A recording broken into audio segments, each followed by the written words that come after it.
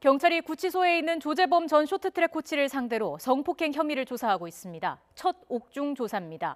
경찰은 조 전 코치의 혐의와 관련된 증거를 상당수 확보한 것으로 전해졌습니다. 취재기자 연결합니다. 차유정 기자. 네, 사회부입니다. 네, 조사 언제부터 시작됐습니까? 네, 1시간 전쯤인 오후 1시부터 시작이 됐습니다. 구치소 접견 시간이 끝나는 오후 5시까지 4시간 정도 진행될 것으로 보입니다. 이 조사가 구치소에서 진행되는 건 조 전 코치가 쇼트트랙 선수들을 상습 폭행한 혐의로 징역 10개월을 선고받고 현재 수감돼 있기 때문입니다. 경찰은 오늘 옥중 조사가 수사의 분기점이 될 것으로 기대하고 있습니다. 경찰 관계자는 압수한 조 전 코치의 휴대전화와 태블릿 PC의 디지털 감식이 거의 끝났다며 심 선수의 휴대전화 분석 결과와 함께 물증으로 제시할 예정이라고 밝혔습니다. 조 전 코치가 이번에 받는 혐의는 2014년부터 지난해 평창 동계올림픽 개막 2달 전까지 3, 4년 동안 심 선수를 성폭행한 혐의입니다.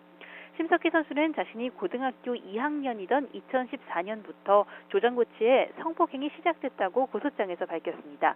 하지만 조 전 코치 측은 성폭행 혐의를 전면 부인하고 있습니다. 네, 조 전 코치의 선수 폭행 사건에 대한 항소심 선고 일정은 연기가 됐습니다. 이유가 뭡니까?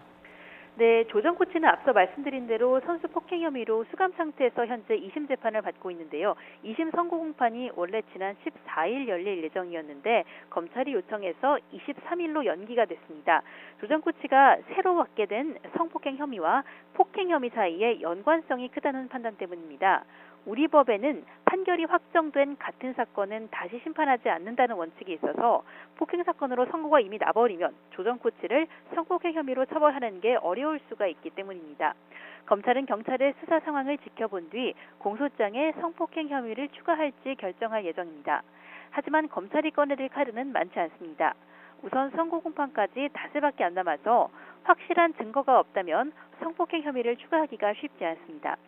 성폭행 혐의를 공소장에 추가한다고 해도 1심을 거치지 않은 혐의를 공소사실에 넣으면 피고인 방어권 보장 차원에서 논란이 될 수도 있습니다. 성폭행 사건 수사가 마무리될 때까지 무작정 선고를 미뤄달라고 할 수도 없습니다.